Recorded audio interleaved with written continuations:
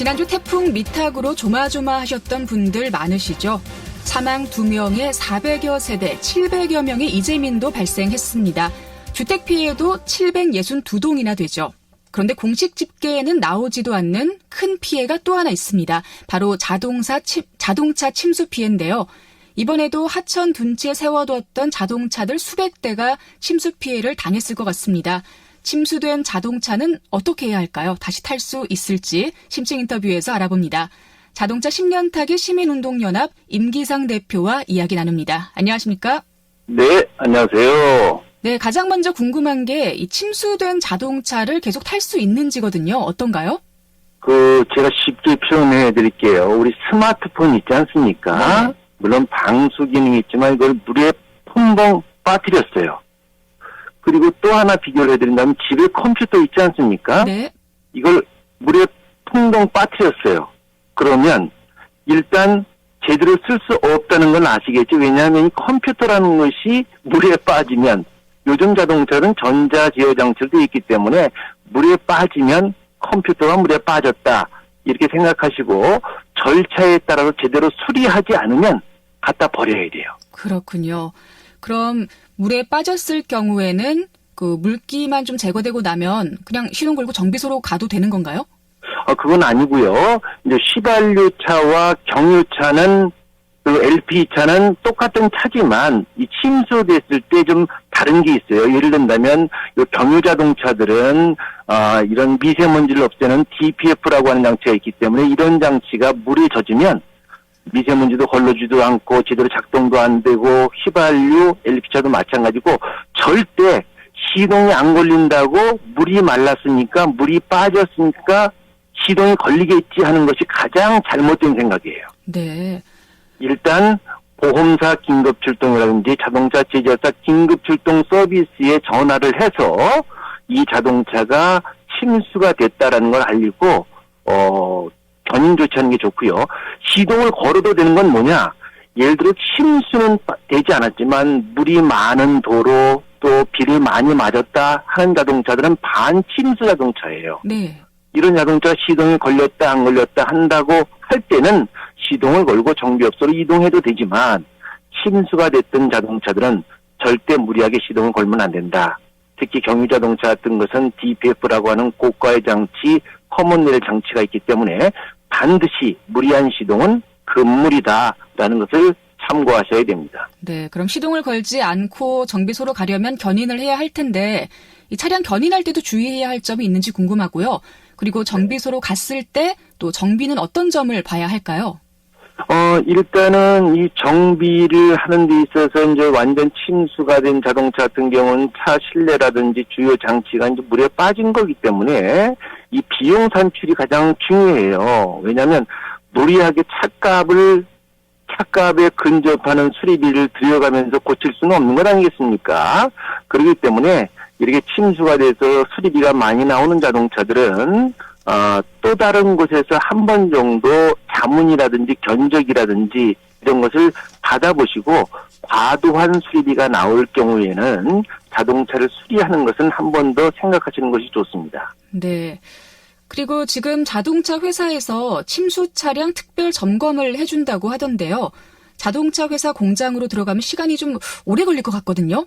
침수 차량의 그렇죠. 경우는 네네. 그러면 네. 일반 정비소랑 뭐 회사 공장으로 가는 거랑 좀 차이가 많이 날까요? 일단 꼭 서비스 센터가 아니라도 지정 정비업소에서 무료 점검 서비스를 한다고 한다면 제가 앞서 말씀드렸듯이 침수가 된 자동차들은 견인 조치를 해야 되지만 네. 이렇게 비에 많이 노출되고 또 태풍이 올 때 주행한 자동차들은 반드시 이런 점검 서비스를 받는 게 좋고요.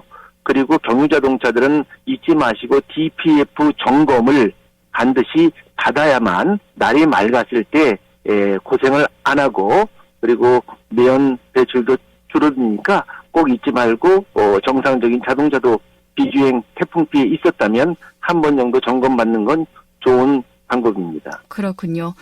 수리를 마친 후에도 침수 전후는 좀 다를 것 같아요.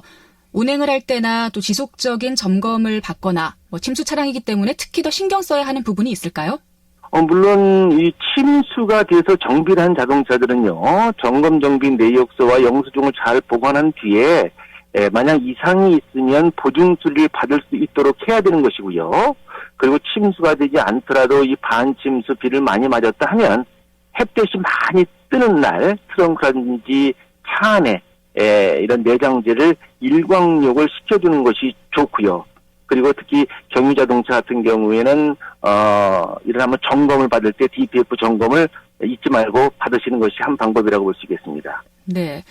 그리고 이런 침수 피해가 많이 발생한 이후로는 사람들이 중고차는 사면 안 된다라고 이야기를 좀 많이 하잖아요. 중고 차량을 구매할 때도 침수 차량을 잘 피해야 한다고 하는데 이게 침수 차량인지 아닌지 확인할 수 있는 방법이 있을까요?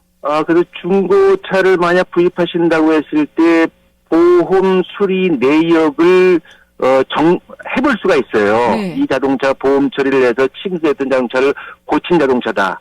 그리고 물론 완전 침수가 됐다라고 한다면은 폐차 처리 한 차도 많이 있겠지만 앞서 얘기했듯이 경미한 침수라든지 이런 것은 보험 처리해서 정상적인 자동차로 사용되는 경우도 있지 않습니까?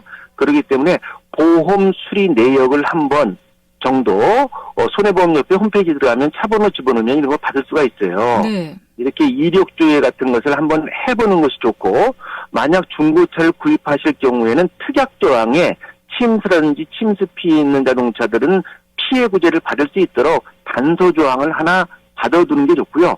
가급적이면 그런 자동차 했는데 이상이 없다라고 한다면 그런 것도 구입을 하지 않는 것이 좋고요. 근데 중고차인데 이 차는 너무 싸?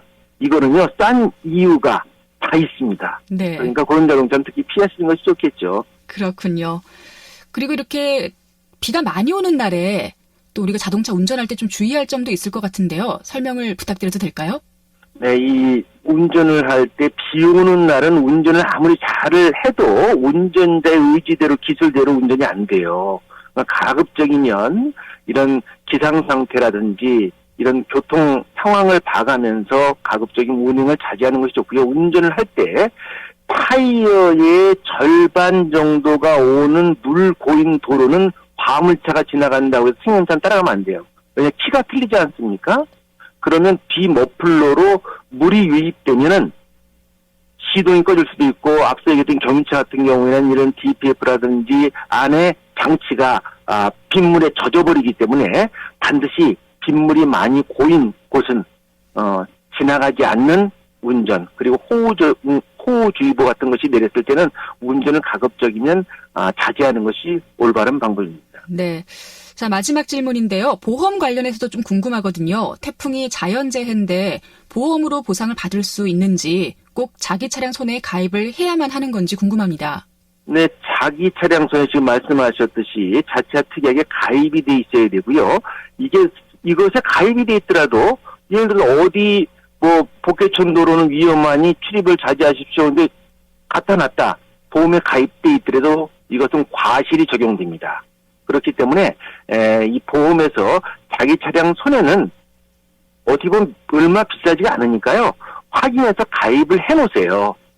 그래서 이것에 가입이 돼 있어만 태풍이나 장마로 인한 피해 보상 받으실 수가 있습니다. 알겠습니다. 자, 자동차 10년 타기 시민운동연합의 임기상 대표와 함께 이야기 나눠봤습니다. 고맙습니다. 네, 안전운전하세요. 네, 10월 7일 월요일 라디오 동서남북 오늘 순서는 여기서 마치겠습니다. 저는 내일 이 시간에 다시 인사드릴게요. 함께해 주신 여러분 고맙습니다.